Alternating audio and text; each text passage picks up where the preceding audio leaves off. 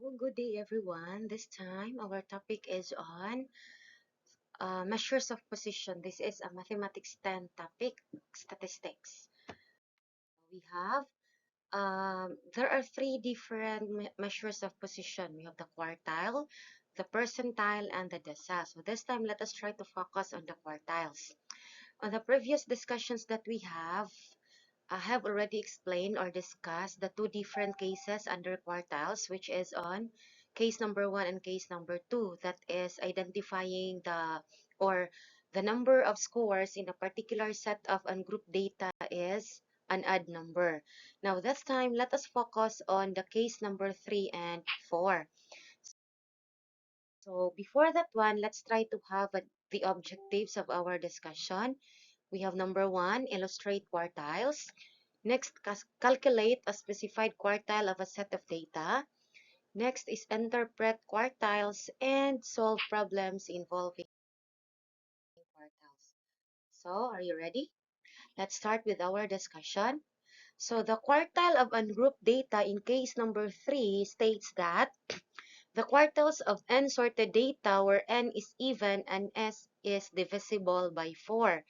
So always remember, when we are talking about n here, this refers to the total number of scores, meaning you just have to count the number of scores provided, and then that automatically becomes our value of n.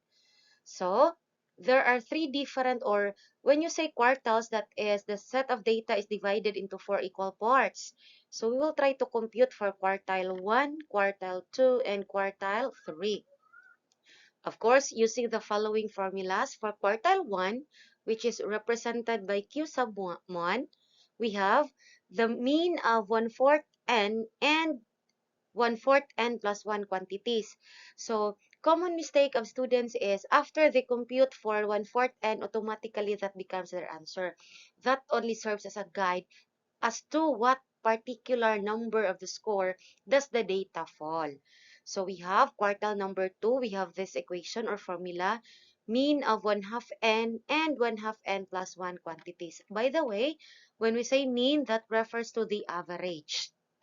Next is we have the quartile 3, we have the mean is 3/4 n and the 3/4 n plus 1 quantity. So the 3, unlike the odd number of scores, I think seldom ra to naa atong mean or isa ra gyud ka score ang ato ang i-identify. On the part of the even number or even number of data, usually daghan siyang mga mean kay kung ingon tag even di man gud nato ma-identify ang center part. So the best thing to do for the students is they need to memorize the formula or the equation. Kinahanglan jud na siya i-memorize. Kay if dili na nimo i-memorize, unsaon man nimo pag-identify ikapila nga score ang particular quartile. So, to let you understand it better, let's have an example out of or applying case number 3. So, let's have here. So, for example, you have the question, find Q1, Q2, and Q3 of the following set of data. So, we have find Q1, Q2, and Q3 for the following set of scores. 48, 44, 24, 20, 23, 46, 50, 28, 31, 40, 29, 21, and 49. So, daghan-daghan yun siya. Now, take note nga though the equation provided before, katong sa ato ang case 3, it's only applicable if the given set of data is ungrouped. Lahi sa tong group data. So, we have, next is, okay, what's the first step? First step is identify the value of n. Nganong kinahanglan nga unahon tana? It's because the value of n will help you identify kung unsa nga case number sa quartile ang imong gamiton. So we have identify the value of n. So counting 1, 2, 3, 4, 5, 6, 7, 8, 9, 10, 11, 12. So the value of n is 12. Next, after identifying the value of n, you need to identify which case number does the problem falls. And how are you going to do that? By using the way or the formula provided in each cases for us to be able to identify. Now, since n is equal to 12, and 12 is an even number, meaning either case 3 and 4.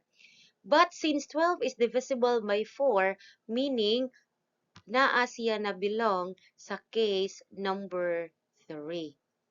So using the formulas for case number 3, we can now solve for the following or the quartiles.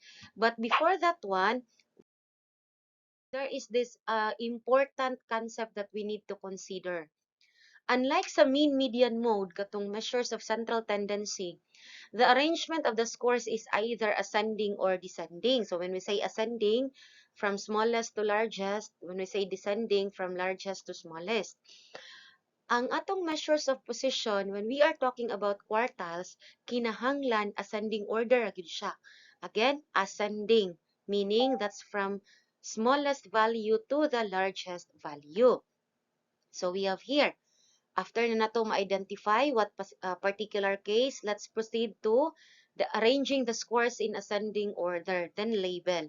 So usually, the number of scores, mausad na imong gamiton sa imong number, i-label, isunod yun na nimo 1. So kay 12 man atong n, isunod yun na nimo ang 1 to 12. Next, in doing the arrangement of the data, para di ka maglibog, okay, pwede ka mo gamit atong slash na cancel ba na? Oh. So example, ang smallest value is we have 20. So after nimo na write ang 20, crush out. Para kahibaw ka nga mana na siya. After 20 is we have 21, crush out na pod. 23, next is 24, next is 28, 31, 40, 44, 46, 48, and 49. Lastly is we have 50. Okay. So, na-arrange na nimo ang table. So, meaning ana niya, ang 20 is the first score. So, ang meaning aniha is this one. We have 20 is considered as the first score, 21 is the second score, 23 is the third score, and so on and so forth. Now, after that one, or after arranging, it's time for you to compute for the quartiles. So, let's start with finding quartile 1. Based from the equation for quartile 1, in case number 3, we have there the mean of 1/4 n and 1/4 n plus 1. So, ato siyang tagsa-tagsaon. Dinin ato dunganon. So, let's start with 1/4 n score. So, that will be equal to 1/4 times 12. Now, nganong 12 man ang atong gigamit as the value of n? Since, ganina, pagsugod, we were able to find out that in the set of data na ay 12 ka book scores. So, next is, simplify 1/4 times 12, that is equal to 3. Oh, multiplying, for those nga nakalimot. In multiplying a fraction and a whole number, we have, you're going to multiply the whole number to the numerator of the fraction and then divide it with the denominator. So we have 12 divided by 1 is, 12 times 1 is 12 divided by 4, that makes it 3. So meaning, ang atong 1/4 n, meaning that's the third score. And we have also the other one, 1/4 n plus 1. So follow ra gihapon. We have 1/4, then the value of n is 12 plus 1. And since na-compute naman nato diri nga ang 1/4 12 kay 3, so 3 plus 1, that gives you 4. 4 meaning fourth score. So, kanang nakuha na to class. So, careful mo aning dapita ha. Kanang nakuha na to nga 3 ug 4, it is not yet the value of our quartile. Mao lang na siya ang location sa atong quartile, ika-third score, ika-fourth score.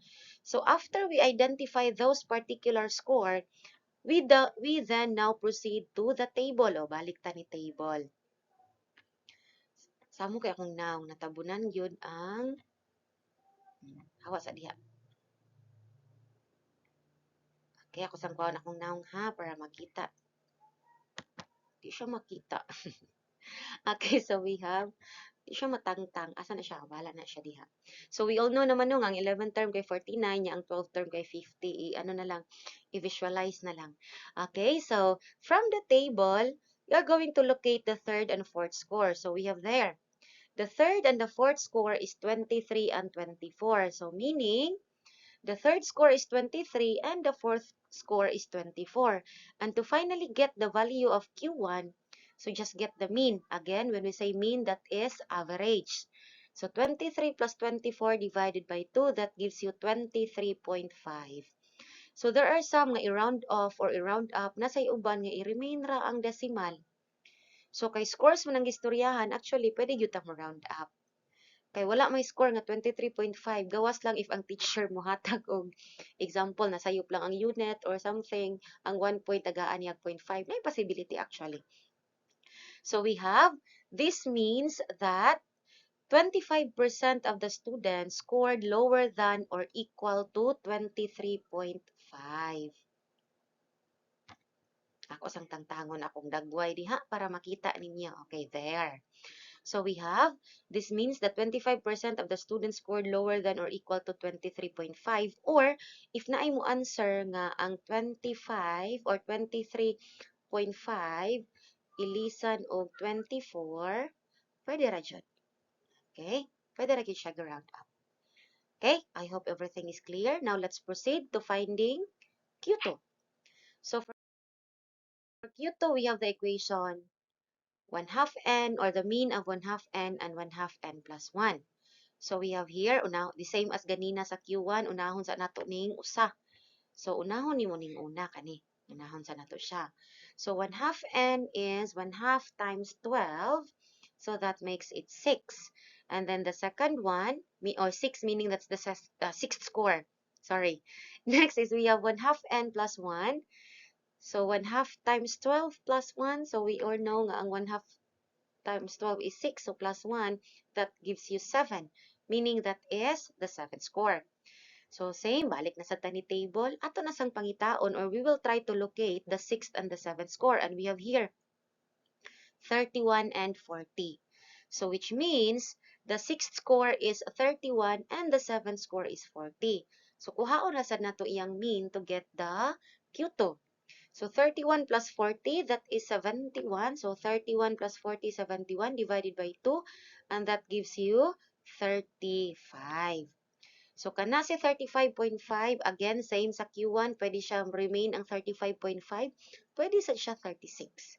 So which means that 50% of the students scored lower than or equal to 35.5, or again, pwede ka moingon nga ang 35.5 depende na sa inyuhang mahimo siyang 36, depende na sa inyong sabot ni teacher. Okay. Now, next, let's have the Q3. So the final one. Q3 is 3/4 n and 3/4 n plus 1 quantities. So we have, how are we going to identify or solve? The same ra gyapon jud ganina. So actually the process balik-balik ra gyud siya. So kinahanglan lang yun i-memorize ang formula. So 3/4 n, that would be equal to 3/4 times 12. So 12 times 3, that's 36 divided by 4.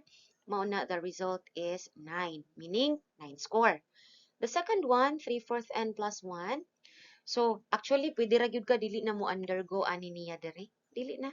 Kabaw na ko diri nga 9, diretso ka plus 1, pwede ra gyud siya. So, we have 3/4 times 12 plus 1. So, 9 plus 1, that gives you 10, meaning that's the 10th score. So, we have again the table. Hawa sa diha, ma'am. We have 9th and 10th score, 46 and 48. So, si 46 and 48, so mauna siya si 9th o 10th score. So, kuhaon na sad nato iyang mean or average. So, 46 plus 48, that's 94 divided by 2, that gives you 47. So, unsa may interpretation ana? This means that 75% of the students scored lower than or equal to 47. So, I think or I hope everything is clear. Okay, so let's proceed. So, this is now our case number 3. Now we have the case number 4. So for case number 4, we still have, or the value of our n is still even, but this time, n is not anymore divisible by 4. So ang case number 3, divisible by 4. Si case number 4, not divisible by 4. So how are we going to do that? So we still have these equations to follow. Sumurag mas mubo-mubo si case number 4 kay si 1 ug 3 tagsara. Diri rata ni quartile number 2 mag kuha og mean. Wala lang mo ay sure na idaghang fraction. Sang di lang guna si fraction. Part na siya sa inyong life. Okay, so how are we going to identify or solve for the quartiles of a particular set of data using case number 4? Again, ungroup data gihapon ta. So let's have this example. We have find Q1, Q2, and Q3 for the following set of scores. 24, 29, 30, 16, 20, 22, 28, 21, 19, and 27.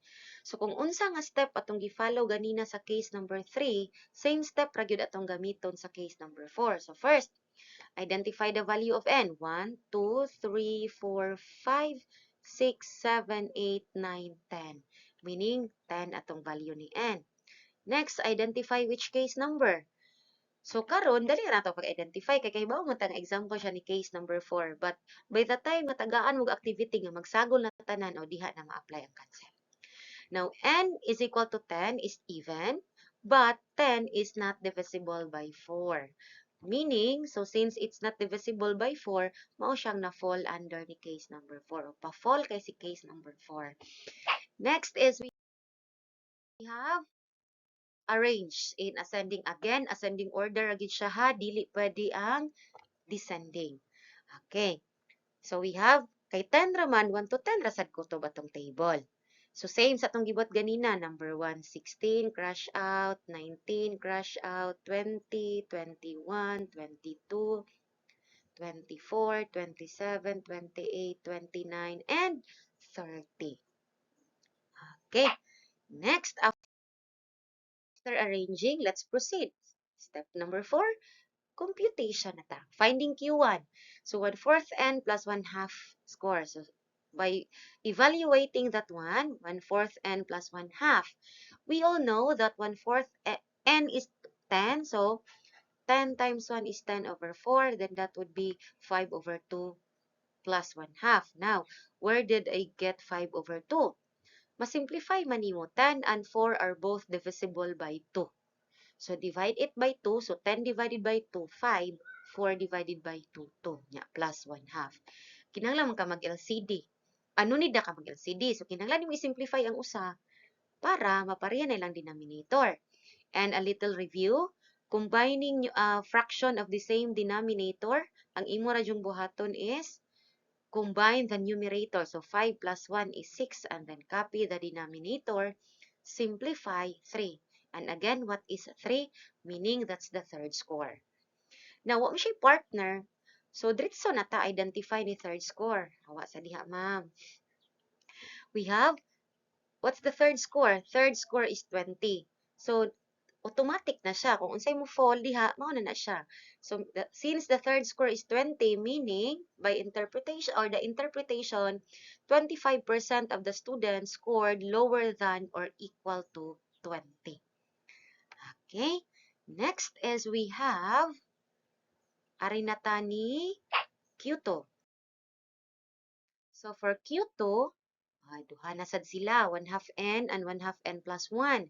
So same process. N is 10, so 1/2 times 10. So we have 10 divided by 2. That gives you 5, meaning that's the fifth score.